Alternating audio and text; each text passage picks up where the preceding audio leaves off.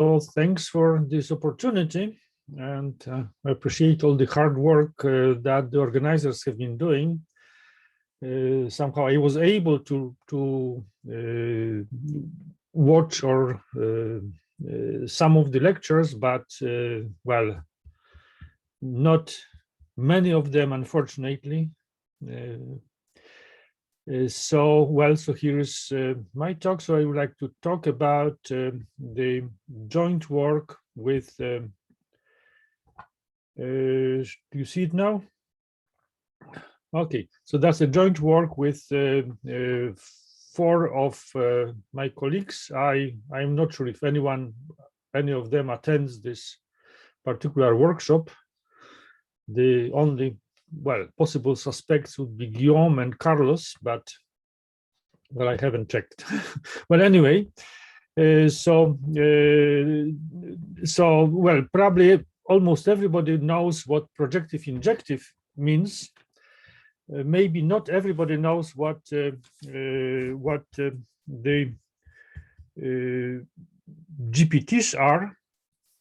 So this is the abstract which was distributed. So basically, the point is about natural tensor products of norm spaces, and in particular, how much the projective and injective norms on such products do differ. Whether how widespread that phenomenon is, and particularly in the quantitative case. And this has connections to foundations of physics via the so-called generalized probabilistic theories. And I'm going to say a few words about that, but not much. Basically, I will concentrate on the results from high-dimensional convexity, which will be probably more familiar to people who are in the audience. Okay, so this is the outline, and at the bottom are the buzzwords. So those are the techniques from the geometry of Banach spaces, asymptotic geometric analysis that are being used in this work. First, very quickly, just in case some people are not familiar with this very well, and also introducing notation. So for real Banach spaces, we consider norms on the tensor product. So this is just an algebraic a vector space, which verify the condition 1 for simple tensors. And by the triangle inequality, every such norm must satisfy the inequality minimum over all possible representations like that. And when we replace inequality by equality, we get the definition of the projective tensor norm between 2 norm spaces, which is the larger norm that verifies the condition 1. And this is historically, there are several different notations used for that, and we'll use with a hat, or we'll use the pi for projective. Okay, then for the smallest reasonable norm, it is most convenient to work via duality. We want simple tensors of functionals x star y star to induce a functional on the tensor product of x and y, whose norm is equal to the product of the norms of the factors. And this gives the formula 3, which when you replace inequality by equality, you get the definition of injective tensor norm. And equivalently, it's the same thing as the norm of your tensor z as a bilinear form on the tensor, on the Cartesian product of x star and y star of the dual of the spaces. So this is a compact way to relate these 2 notions is by applying duality twice. So if you take the projective product of the duals, and then again the dual, you get the injective, and so forth. This is, I imagine, this is all fairly well familiar to most of the audience. But so basically, generally, I will be using the notation pi and epsilon, which is takes least ink or screen space to present. In the geometric terms, this translates immediately to tensor products of convex sets. So, well, this is because we often identify norms of, we relate norms of finite dimensional vector spaces with symmetric convex bodies, which are the unit balls. And in the opposite direction, this goes by Minkowski functional. So in this setting, the projective tensor product of two convex sets is defined as a convex whole of all simple tensors coming from each of the factors. And to get the injective product, you have to do again applies twice to polarity. You take the unit balls in the dual spaces, projective tensor product, and then the polar. So that's how it works. Okay, and this is not going to intervene significantly in this talk, but one can also talk about projective and injective tensor products for other convex sets, which are not necessarily balls. And most notably, that applies to cones. And that actually has just as much importance maybe as balls, if not more even. Okay, so now one important technical point, which somehow brings things down to the context that one really everybody can understand with just with background in linear algebra, because the tensor product is canonically isomorphic to the space of operators if we replace the space, the first factor by the dual space. So we can rephrase all those things about all those notions in terms of operators. So here, if you have an operator which is written in this form as Z, right? And I'm using here the bracket notation. So xi is the functional, and this is a vector in the function analysis or in the geometry of Banach spaces. Very often people would write just tensor product, but here, since there are some other tensor product flying around, that would readily lead to confusion. So I'm using the bracket notation here, but basically this is just the functional. The way this acts on a vector is you apply the functional to an element of x and then multiply by yj in y, and then you adapt. So this is the decomposition into rank 1 operators. So the nuclear norm, which corresponds to the pi norm, is the minimum of those products of norms with respect to all representations.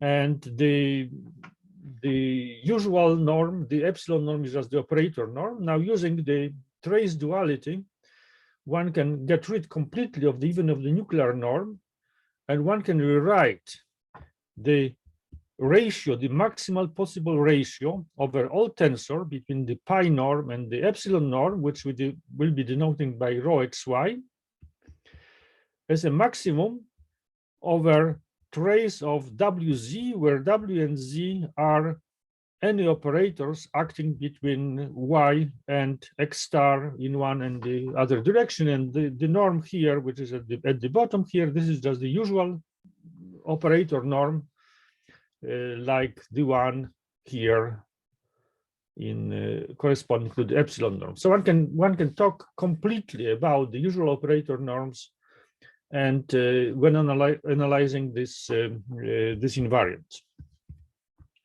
Okay, so Okay, so here historically tensor products were studied by Grothendieck in great detail, and he proposed and looked at 14 natural tensor norms and posed number of open questions, and one of which was whether the two tensor products can be ever equivalent when the two spaces are infinite dimensional.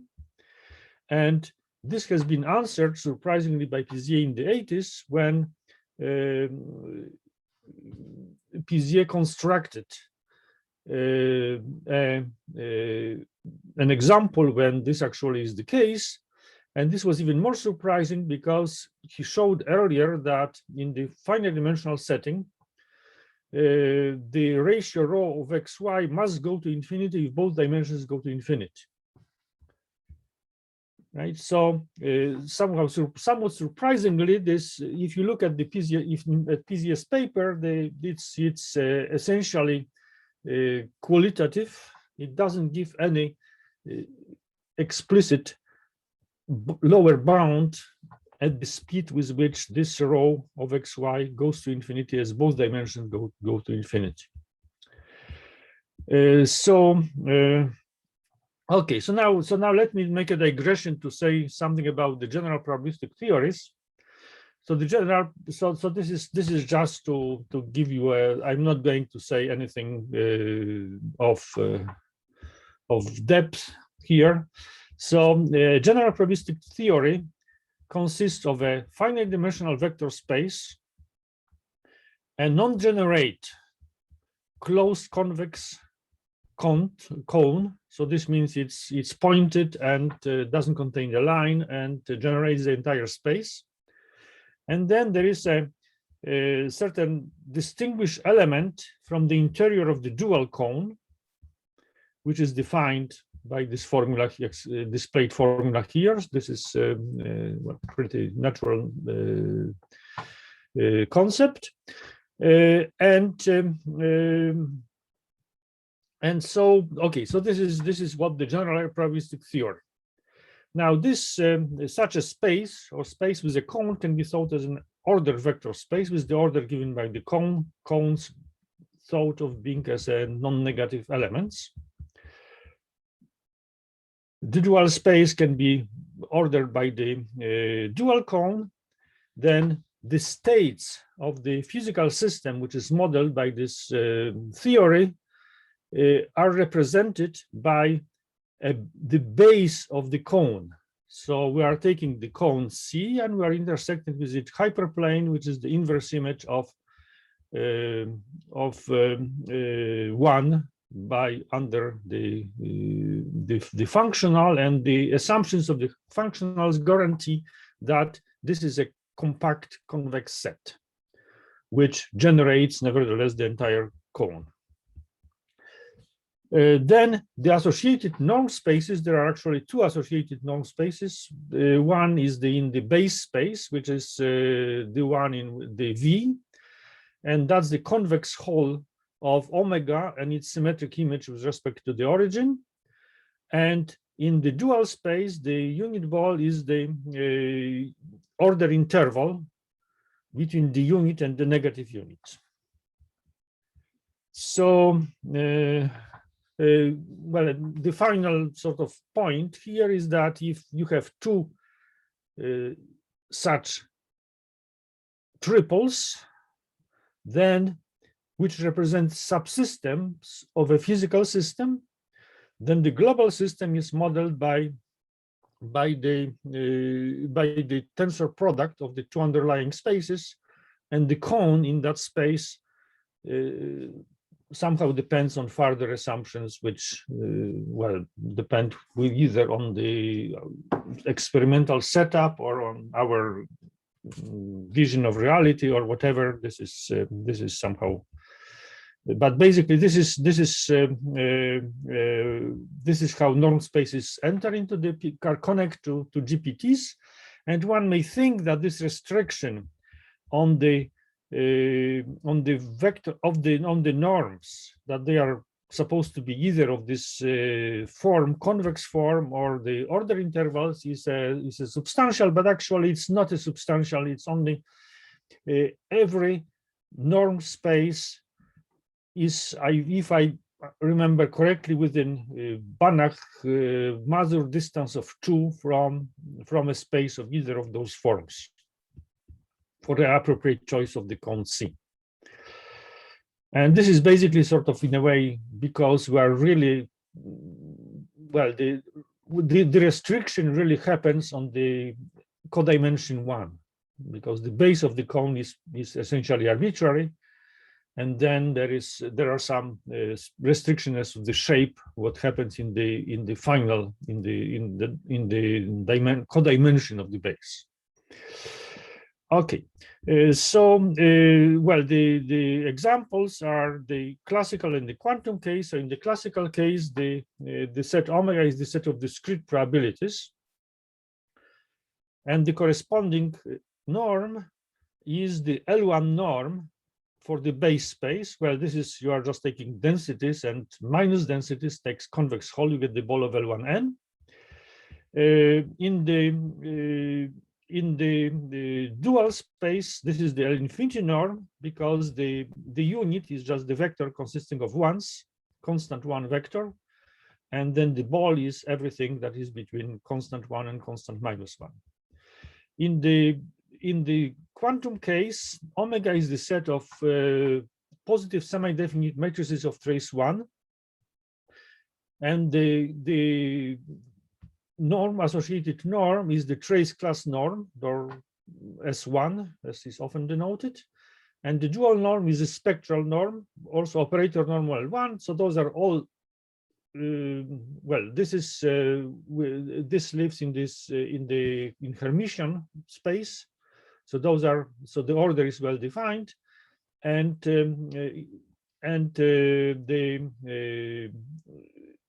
so those are all operators which are between identity and minus identity, right? So those are of norm 1. Okay, so this is all that I will say about GPTs. And here I wanted to advertise that the analogous problem for cones has been very recently solved. This was a problem which was like about 40 years old. When you have two non-generate cones in finite dimensional spaces, when do we have the projective and injective tensor product of those two cones? When do they coincide? And it's very easy to verify that if one of the cones is, for example, R plus n, so this is the classical cone, right? The one that corresponds to the probability densities. Then we have actually equality for any other cone. And the answer, the theorem here is that this is the only case, right? This is the only case, meaning that if one of these cones is isomorphic to the standard classical cones, in other words, in Rn, it has to be generated by n half-lines, right? Okay, so and now this is this somehow well, may appear that this is just another isometric characterization of L1 spaces, of L-infinity spaces, but there is here an important point that we are working with pairs, and a priori we do not know which one of those two turns out to be classical. So there is clearly a little bit more than just an isometric characterization of the space. Well, okay, but this was just a digression. So let's go back to our problem. So let's look at some special cases. So some special cases are very simple, and actually, whenever one looks at the concrete spaces, one really has the problem defining the parameter rho of xy is, well, it may take some work, and in some cases it will not be absolutely obvious, but with as much as we know about those standard classical spaces, we can either calculate this parameter precisely or at least approximate it reasonably well. The problem becomes really in the general case when we don't make any many assumptions about the spaces, underlying spaces XY. Right, so anyway, if those are Hilbert spaces, then this is absolutely straightforward, because the epsilon norm is the operator spectral norm, and pi is the trace class norm, and then it's very well known that the ratio between them is the minimum of the exactly minimum of the maximal ratio, that is exactly minimum of the two dimensions. And this is in fact an easy general upper bound, and so this general upper bound can be attained. So the problem really is about lower bounds and about maybe determining some special cases. Okay, so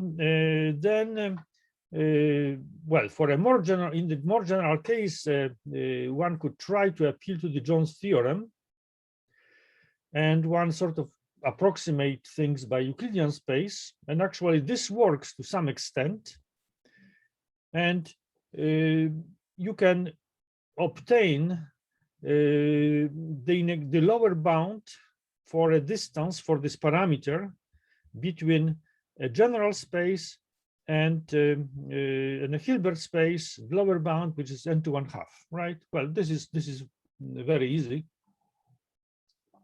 basically based on the fact that the distance from X to Hilbert space is square root of the dimension and a little bit more, maybe, because they may be dimensions may be different, so somehow it's in principle. Okay. Well, actually, here it's we are assuming that for this statement we are assuming that both dimensions are the same. But you can also modify it and get it for dimensions that are different. And here there is no intervening constant. It's just square root of the dimension. So somehow, whenever there is no constant, this sort of suggests that the argument, once one finds the correct argument, is going to be pretty straightforward. Now, the same argument allows to show that whenever we have a space and it's dual, then this discrepancy between the two norms is always can be the dimension, and this is basically because the nuclear norm and operator norm, right? That's how they differ. However, this doesn't help in the general case because of the result of Guskin, which means that there is this, if we try to approximate, then, well, x star by something else, then the distance may be as n, and so this doesn't help. However, the circle of ideas allows to, so maybe here I will go to the end of this page and go quickly. So for example, well, this is not exactly this circle of ideas, but some other relatively simple estimates that can be found when one of the spaces is L1 and the other is L infinity, and in both cases we get lower bound, which is up to a numerical factor square root of n. So, and this is this can be obtained by relating this parameter to p-summing norms of the identity on X, which is again related to Jones theorem. And I won't go into the details, but this is where this comes from. But we do not know whether, even for those very special cases, whether this factor 1/2 square root of 1 over square root of 2 is needed. It's possible that one can replace this by square root of n, and this would be a nice project maybe for a student to look at, particularly in lower dimensions. Okay, so that's okay. So we have a lot. We know a lot, quite a lot, when one of the spaces is L1 and infinity on L2. Then another case that is of importance is the case that is of relevance to quantum theory, and this is the, as I mentioned before, the spaces Hermitian matrices endowed with the trace class norm, and in that case we're able to calculate the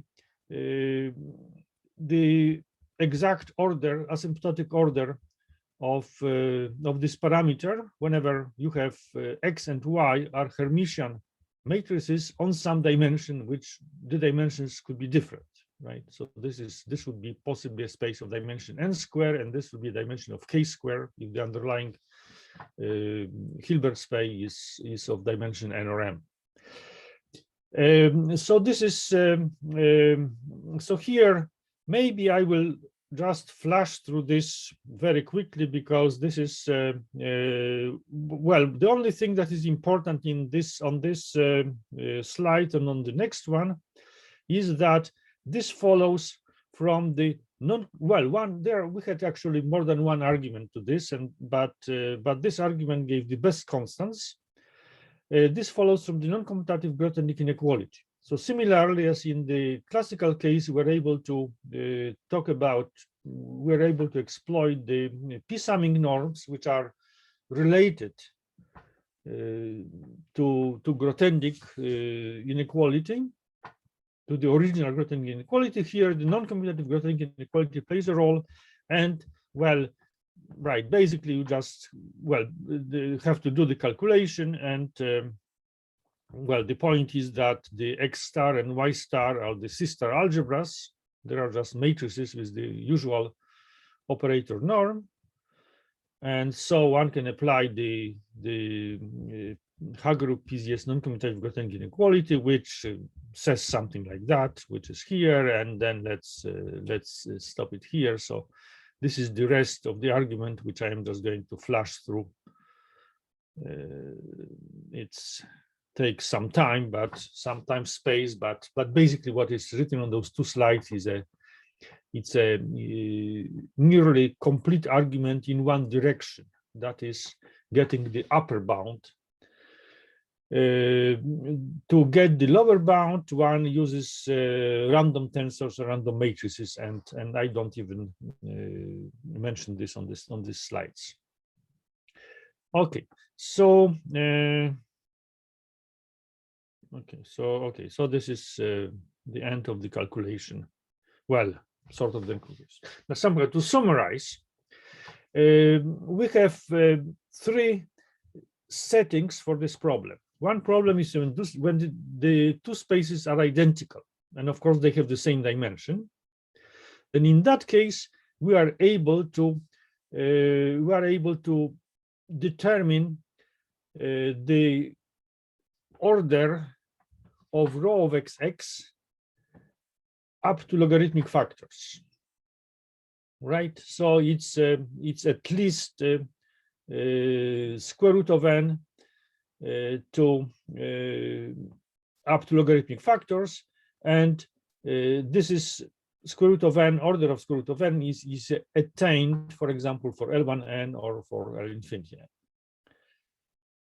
Then the next step is that when we have the next level of generality is that when we have two spaces of the same dimension, but not necessarily the same, in that case we are able to get a lower bound up again up to logarithmic factor n to the power 1/6. And whenever two spaces are of different dimension, then we get n to the power 1/8 of the smaller of the two dimensions, all the time up to logarithmic factors.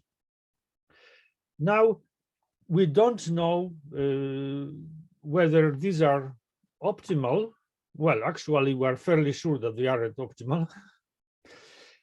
But it is conceivable that all these quantities actually are of order square root of n, or at least up to logarithmic factors. But we don't have an argument, and we don't see any way for an argument in the general case. So the last few minutes, I wanted to say a little bit about how this is calculated and what what comes into the toolbox. So there are a few concepts which are helpful, which are related to the concept of weak distance between norm spaces. So what we introduce is the factorization constant of x through y, which looks almost like the definition of the Banach-Mazur distance, except that it allows the dimensions to be different. So basically, if this is 1, this means that x is a one complemented subspace of y, right? And this is not symmetric in the two arguments, right? Because of that particular feature. Then the weak factorization constant is similar to the concept of weak Banach-Mazur distance. So in this case, we allow the identity to be represented as an average of factorizations. So it's a convex relaxation of that condition, if you will. And then we take the expected value of the this product of those factorization constants given by u and v for each of the argument, right? So those are operator valued random variables, and this is how actually the random matrices enter into the picture, because that's how we get that's how we obtain such things using random matrices. This type of situation using random matrices, and there are some clear relations between those. So weak factorization constant is smaller than factorization constant, which is smaller than Banach-Mazur distance, and the last two coincide if the dimensions are the same. And we can just because of the formula which connects the norms and the parameter rho via trace duality, we get immediately lower bound for rho, which is dimension of the space X divided by weak factorization constant between X and X star. Right. So basically, so getting lower bounds on rho is the same as finding upper bounds on weak factorization constants, right? This is the bottom line from morale from this slide. And how does that work? So in the case when the two spaces are the same, we use the random matrix theory. So in the case, well, in this particular case, we use the GOE ensemble, which is the Gaussian matrix with independent Gaussian entries properly normalized. So, well, the normalization is here held by this n-1 factor so that they are normalized in the same way. And the entries are supposed to be n of 0, 1, right? So independent n of 0, 1 entries. And if here we have another tool from the, I believe from the 70s, right, which is Chevret-Gordon inequality, which allows to upper bound this expected value of the norm by well, something which is absolutely tangible. So things which can be evaluated, right? Those are things which are, this is norm of an operator between comparing them to norm on x or x star, or y star, x star, and this is evaluating the x norm of the standard Gaussian vector, so which is the vector which has n of 1, 0, 1 independent components. And this is, as you as people who work in geometry are very well know, this is equivalent to this is related to the mean width of the unit ball. And so, well, which is stated in the last parameter here. And so the mean width is the spherical mean, and that can be controlled by what is called the mmstar estimate. And the mmstar estimate says that by changing appropriately choosing the basis, we can find a linear image of a centrally symmetric convex body, so that the width, the mean width or mean half width of the set and of its polar are of order of logarithm. The product is of order of logarithm, and one is a trivial lower bound. So this is the mmstar estimate, which is at the basis of very many results that were obtained, particularly in the 80s, including by here present Vitaly Milman. So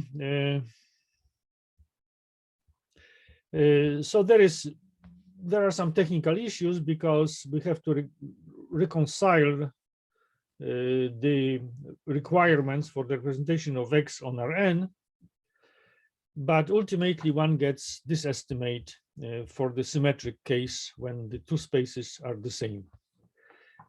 So now we at the beginning of this project, we reached out to Gilles Pisier and asked if he could give some quantitative estimate based on his 1980 paper, or I think it was 1980, 79 maybe. And he went back and checked, and for this particular case, his argument gave n to the power 1/10. So in this case, the power type estimate is not really new, but we basically found the correct power in this particular case. Then for the general case, well, maybe I will go very quickly here. It's impossible to, as I said, there are those balancing issues that you have to reconcile several different Euclidean structure on the space, and basically you cannot do that. So basically what one does is one appeals to the finite dimensional versions of the complemented NPN conjecture, which says that every space contains a subspace which is of fairly large dimension, and which is either L infinity, which is not too far from either L infinity or L1 or L2, and I see that there is a type one of these should be one of the infinities should be L1, right? So no, okay, no, it shouldn't. Sorry, this is X star. So this is the correct one. Okay, and this, since we in the case when the spaces are L2 or L infinity or L1, we know everything. You can deduce from that, and the estimate on the projection constant gives some information about the weak factorization constant. We can carry over the information to the entire space, and what was stated in the statement, depending on whether the dimensions are the same or not the same, gives some bound with exponents 1/6 and 1/8. And I believe that's everything, right? Okay, no, this is the last paragraph is just repeating what I just have said. And that's all. And I think I almost made it in 20 minutes, in 40 minutes.